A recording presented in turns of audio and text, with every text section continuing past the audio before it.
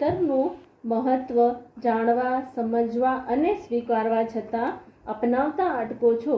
શા માટે? એ દર્શાવતો એક નાનકડો વાદ સંવાદવાળો નાટક રજૂ કરે છે આરપી વિદ્યાલયની વિદ્યાર્થીની. બાળકો છે શેઠ શ્રી આરપી વિદ્યાલયની વિદ્યાર્થીની ધ્યાની પટેલ, શિક્ષિકા બહેન. આચાર્ય મેડમના પાત્રમાં છે સ્નેહી પટેલ. સરપંચ કાકા અને કાકાનો પૌત્ર પંક્તિ પોકાર અને જૈનિશ પટેલ. આવો આવો સરપંચ કાકા, ઘણા દિવસે આ બાજુ આવ્યા. બેસો બેસો કાકા. અરે આવવાનું તો ઘણા દિવસથી વિચારતો હતો, પણ આજે કામ જ એવું પડ્યું એટલે આવવું જ પડ્યું. બોલો કાકા, શું કામ લઈને આવ્યા છો? આ મારો પૌત્ર પ્રજ્વલ તમારી શાળામાં ધોરણ 4 પાસ કર્યું, પણ હવે એને શહેરમાં ભણવા મોકલવો છે. પણ શહેરમાં શા માટે? અમારા ભણતરમાં કઈ ભૂલ પડી? અને પ્રજ્વલ તો ભણવામાં બહુ હોશિયાર છે. એ બધું સાચું, પણ પ્રજ્વલને ઇંગ્લિશ મીડિયમમાં ભણાવવો છે. અરે કાકા, 5મા ધોરણથી અમુક વિષય અંગ્રેજીમાં જ છે. પણ એના મમ્મી પપ્પાને મોટો ઓફિસર બનાવવો છે, એટલે તો અંગ્રેજી મીડિયમમાં ભણવા મોકલવો છે. કોણે કહ્યું કે માતૃભાષામાં ભણીને ઓફિસર ન બની શકે?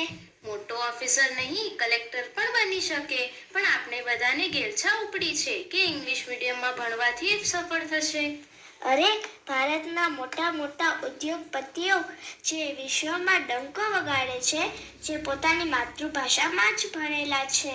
જુઓ કાકા, છોકરું પોતાની માતૃભાષામાં ભણે તો તેની કલ્પના શક્તિનો વિકાસ બહુ ઝડપથી થાય. અમે નથી કહેતા કે બીજી ભાષાઓ ખરાબ છે. હું પણ તમારી સાથે સહેમત છું, પણ છોકરાઓને કોણ સમજાવે કે અંગ્રેજી ભાષા તો શબ્દથી કંગાળ છે. એની પાસે ફોઈ માસી માટે તેમજ કાકા મામા ફુવા માટે અલગ અલગ શબ્દ નથી. સામે માતૃભાષા કેટલી સમૃદ્ધ છે એ હું પણ જાણું છું. પણ એક સવાલ હું તમને કરું છું કે તમારા બાળકો કઈ ભાષામાં ભણે છે? મારા બંને બાળકો ઇંગ્લિશ મીડિયમમાં ભણીને ડોક્ટર અને એન્જિનિયર બની ગયા છે. અને તમારા મેડમ? મારે તો એક બાબો છે, પણ એના પપ્પાની હઠને કારણે તે અંગ્રેજીમાં ભણે છે, કારણ પછી તેને ફોરેન ભણવા મોકલવો છે. બસ, મોટો પ્રશ્ન અહીંયા જ છે. માતૃભાષામાં ભણતરનું મહત્વ જાણવા, સમજવા, સ્વીકારવા છતાં આપણે અપનાવતા શા માટે નથી? મૂંઝવતા પ્રશ્નો તો ઘણા છે, પણ આપણા બાળકને હાયર એજ્યુકેશનમાં જવું હોય ત્યાં લગભગ બધે અંગ્રેજી માધ્યમ હોય છે, તેથી ત્યાં આપણું બાળક નબળું પડે છે. સાચી વાત છે. આપણું માતૃભાષામાં ભણેલું બાળક જો અંગ્રેજી બોલી શકતું નથી તો વિશ્વના ફલક ઉપર જ્યાં બધા જ ક્ષેત્રોમાં અંગ્રેજીની બોલબાલા છે ત્યાં તે ઊણું ઉતરે છે.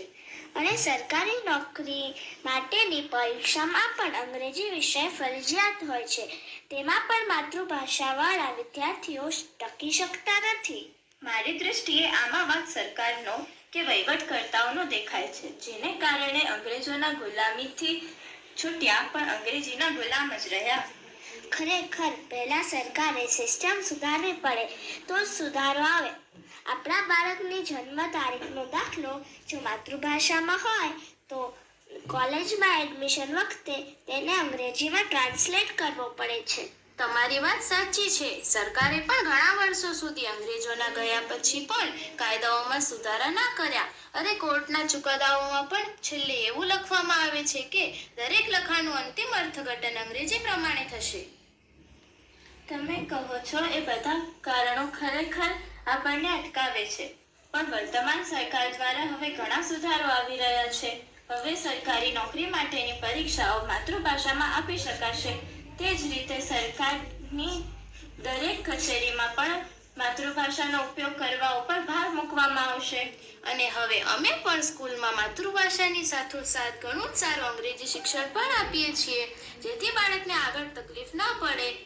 જો આમને આમ બધા જ માતૃભાષાને છોડીને ચાલ્યા જાય તો આપણી માતૃભાષા લુપ્ત થઈ જાય. માતૃભાષાને લુપ્ત થતી અટકાવવા માટે આપણે બધાએ કટિબદ્ધ થવું પડશે. અને અમે પણ સરકારમાં રજૂઆતો કરીને વહીવટ માતૃભાષાની ઉપયોગિતા વધે તેવા પ્રયત્ન કરીશું. મેડમ, દાદા, તમે ચિંતા ના કરશો. અમે માતૃભાષાને લુપ્ત થવા નહીં દઈએ.